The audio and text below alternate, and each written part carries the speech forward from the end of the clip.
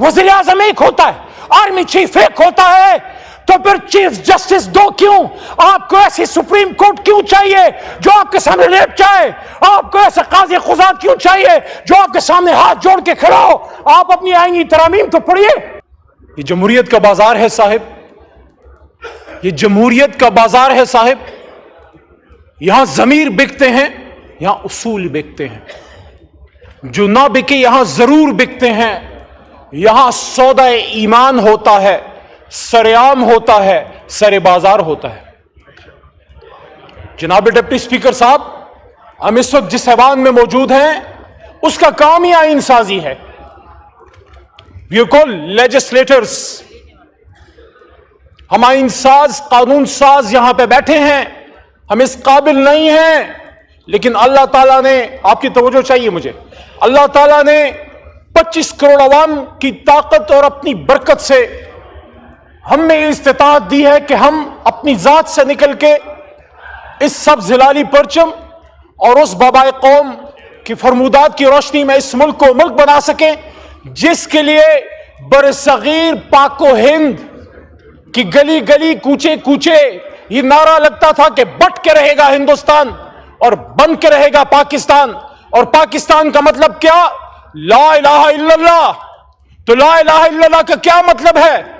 जनाबे deputy speaker साहब, आईन की ये किताबें जो हैं ये पाकिस्तान चलाने के लिए एक मुकद्दस डॉक्यूमेंट जरूर है, लेकिन सिर्फ एक किताब में तब्दीली नहीं हो सकती, वो कुरान अजीम शान है। उसके अलावा हमने कभी भी ये नहीं कहा कि आईन में तब्दीली नहीं हो सकती, कानून साजी नहीं हो सकती, because constitution is a living document. आईन में तब्दीलियां होती रहेंगी, इसके हम खूबसूरत से खूबसूरत और मौसर से मौसर तर बनाते रहेंगे। लेकिन जनाब डिप्टी स्पीकर साहब, आईन की ये किताबें हमारी किसी बहन के सर के दुपट्टे से ज्यादा कीमती नहीं है। मैं अप्रिशिएट करता हूं मुल्तान से हमारे एक भाई एमएनए साहब, गिलानी साहब के बरखुरदार मूसा भाई थे शायद कल, उन्होंने सपोर्ट की वो बात कि अगर, और मैं आज इस ऐवान के सामने ये बात रखता हूं कि अगर खवातीन को उठा के, खवातीन को अगवा करके बच्चों के सीनों से पलासों के जरिए गोश्त नोच के और उनकी आवाजें उनकी मां को सुना के आपने कानून साजी करनी है, शर्म का मकाम होगा। जनाब डिप्टी स्पीकर साहब, मैं नहीं चाहता था मैं नाम लूं, लेकिन तारीख की दुरुस्तगी के लिए जरूरी है।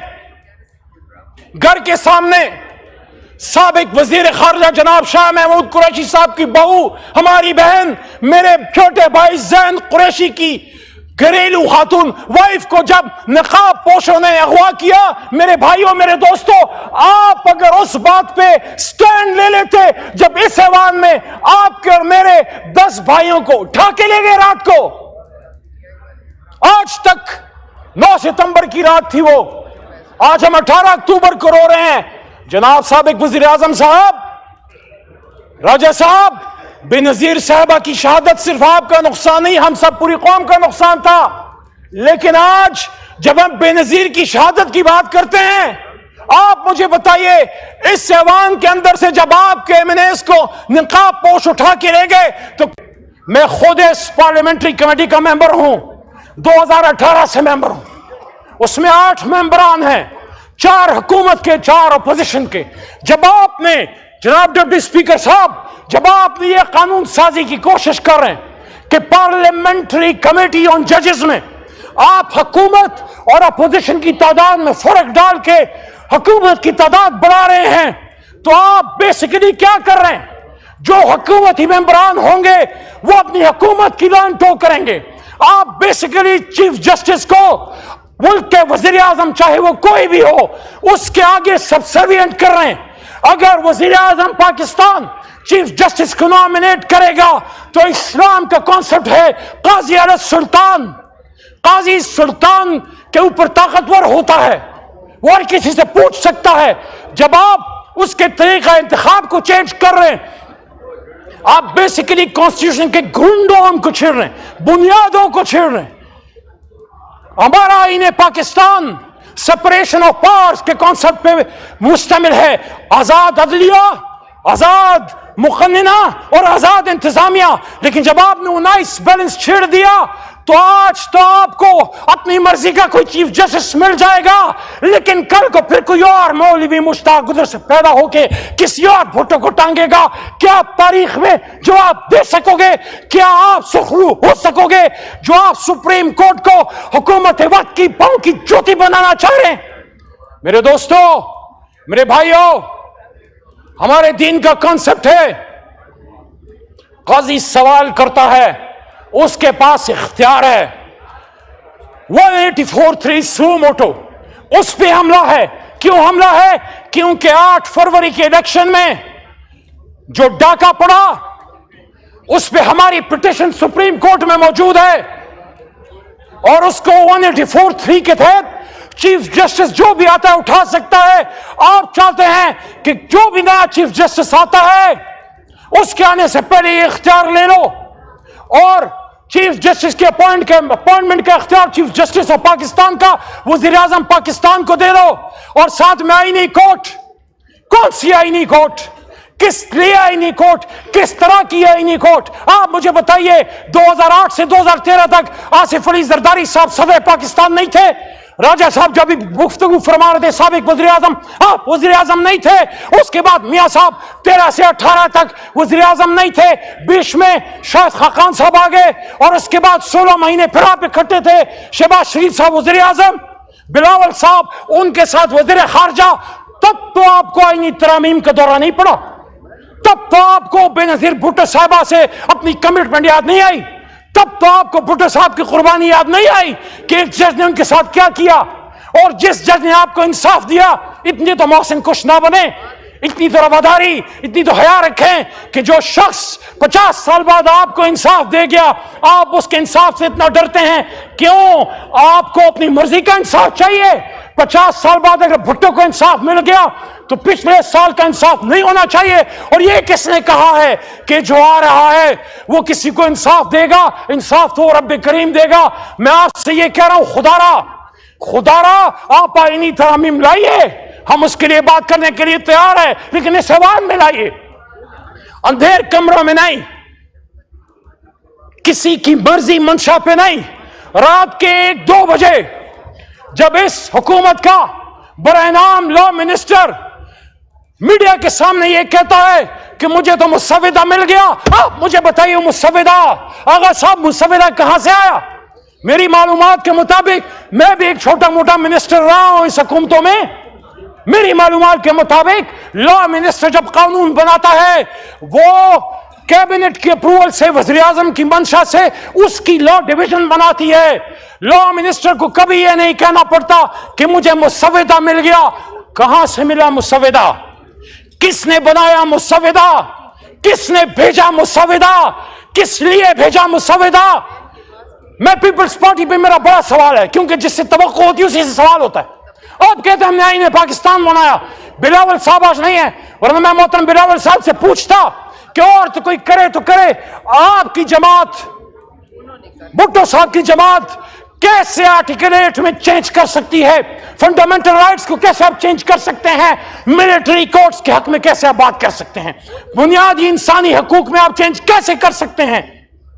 मेरे भाइयों और दोस्तों, कुरान में अल्लाह फरमाते वामरहुम शूरा बैनहुम, और मोमिनीन को जब कोई मसला होता है तो आपस में शूरा करते हैं। ये शूरा को शूरायत का इख्तियार दो। जो इख्तियार नहीं दे रहा, छीनो अपना इख्तियार, यहां चीजें लाओ, यहां फैसला करो, यहां फैसला करोगे।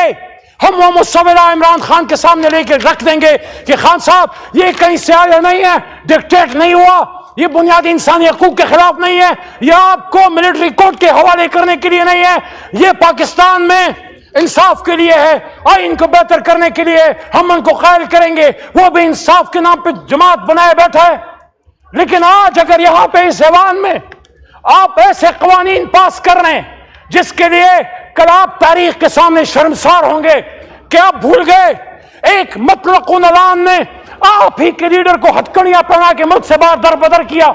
ہاں میرا لیڈر در بدر ہونے کے لیے تیار نہیں ہے، وہ کھڑا ہے، وہ ڈیل نہیں لے رہا، وہ کہتا ہے میں کھڑا ہوں، میں نہیں جاؤں گا، ملک چھوڑ کے نہیں جاؤں گا، لیکن کچھ لوگوں کو چھوڑ کے جانا پڑتا ہے، کچھ گئے ہیں، میں برا نہیں کہتا، ماضی میں بہت سی لیڈرشپ جلا وطن بھی ہوئی ہے، لیکن جو آپ کے ساتھ ہوا ہے آپ وہی گڑا پھر کھود رہے ہو. یاد رکھنا جو بوتے ہو وہ کاٹو گے. آج جو کرو گے یہ دنیا مکافات عمل کی جگہ ہے. آج آپ عمران خان صاحب کو ٹانگنے کے لیے، ان کو ملٹری کورٹ کے حوالے کرنے کے لیے کسی کی خواہشات پوری کر رہے ہیں. یہ آئینی ترامیم جس طریقے سے پاس کرنے کی کوشش کی جا رہی ہے، اغوا کر کے، ابڈک کر کے، خواتین کو اٹھا کے، صرف شہریار آفریدی کی وائف اور ان کی بیٹیاں، ان کو اٹھانا کافی نہیں تھا جو آپ نے وہ سلسلہ آج بھی رکھا.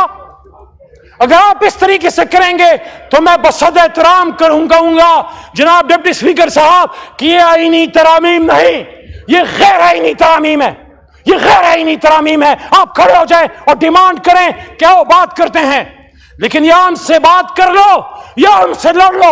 یہ کیسے ہو سکتا ہے کہ دن کی روشنی میں تو اسپیشل کمیٹی بیٹھے، وہ عمر ایوب، صاحبزادہ حامد رضا، بیرسٹر گوہر یا عامر ڈوگر سے بات کرے، اور رات کی تاریکی میں آپ ہماری ماں بہنیں اٹھا دیں. یاد رکھنا عزت سے اوپر کوئی چیز نہیں ہے. عزت پہ حرف آئے گی تو پھر آئین قانون پیچھے رہ جائے گا. اس ملک میں بہت برا حال خدا نخواستہ ہو جائے گا. آپ دیکھ لیں بلوچستان میں کیا ہو رہا ہے، آپ دیکھ لیں فاٹا ٹرائبل بیلٹ میں کیا ہو رہا ہے، پشتون کیا بات کر رہے ہیں، بلوچ کیا بات کر رہے ہیں. اس وقت صرف تحریک انصاف اور کسی اتغاب کی جماعتیں بھی، ایک زمانے میں پیپلز پارٹی ملک کی بڑی جماعت ہوا کرتی تھی، یہ بڑی جماعتیں خاص کر پی ٹی آئی کشمیر میں ہے، جی بی میں ہے، سندھ میں ہے، کراچی میں ہے، جب بلوچستان میں ہے، پنجاب میں ہے، اسلام آباد میں اور خیبر پختونخوا میں ہماری جماعتیں، بڑی وفاقی جماعتیں علاقائی تعصب کو بڑھنے نہیں دیتی. بلوچ، پنجابی، سندھی، پٹھان کے نام پہ سیاست کرنے نہیں دیتی. یہ جماعتیں نسل کی امتیاز سے اوپر اٹھ کے پاکستانیت اور جناح کے نام پہ سیاست کرتی ہیں. جب آپ ان بڑی جماعتوں کو کمزور کرو گے، ان کو لوگوں کو اٹھاؤ گے، ان کو مارو گے، ان کو بے عزت کرو گے، آپ اس ملک کو لوگوں ان خطرناک افریتوں کے ہاتھ میں آپ دھکیل دو گے جو بلوچستان میں ہمارے فوج کو نہیں چھوڑ رہے، جو خیبر پختونخوا میں ہماری ایف سی کو نہیں چھوڑ رہے، جو ہمارے مزدوروں کو نہیں چھوڑ رہے. دکی میں جو ہوا بلوچستان میں 20 مزدوروں کا کیا قصور تھا، پنجابی مزدور کا کیا قصور ہے، پشتون کا کیا قصور ہے جو مزدوری کے لیے باہر گیا ہے اور اس کی گھر کی عزت تاراج ہو رہی ہے ٹرائبل بیلٹ میں، یا بلوچ کا کیا قصور ہے. اس کے لیے ضروری ہے کہ آج ہم یہاں مل کے بیٹھیں، آپ ان آئینی ترامیم کو سیوان میں لائیں، اس پہ مہینہ 2 مہینے بحث کریں. ہم انشاءاللہ اس کو وہ بہتر کر کے دیں گے کہ آئین پاکستان کا نظارہ دنیا کرے گی. اس میں بنیادی انسانی حقوق کا تحفظ بھی ہوگا، اس میں سویلین سپریمیسی بھی ہوگی، لیکن اس میں آزاد جوڈیشری بھی ہوگی، اور یہ فوج بھی ہماری دشمن نہیں ہے. ایک دن اگر فوج نہ ہو یہ ملک نہیں رہ سکتا. لیکن فوج جب اسٹیبلشمنٹ جب سیاست میں آتی ہے، وہاں پھر قائد اعظم کا فرمان کا روک ہے جو اسٹاف کالج کوٹہ میں نے کہا تھا کہ policy is a domain of civilians and you are supposed, آپ نے امپلیمنٹ کرنا ہے، you are supposed to implement the orders the policies of the federal government of the civilians. Policy ہم نے بنانی ہے، مل کے پاکستان کو مضبوط کرنا ہے. لیکن اگر یہ نہیں کرو گے، اغوا کاری جاری رہے گی، ابڈکشن جاری رہے گی، ڈس اپیئرنس جاری رہے گی. آج یہ پورے ایوان میں پیچھے دیکھ لیں، آپ تو بیٹھے، یہ میرے پیچھے پورا ایوان خالی ہے. آج جناب ڈپٹی اسپیکر صاحب دہشت گرد کھلے پھر رہے، قاتل کھلے پھر رہے، ڈاکو کھلے پھر رہے، لیکن ایمنیز اپنی جان بچاتے پھر رہے.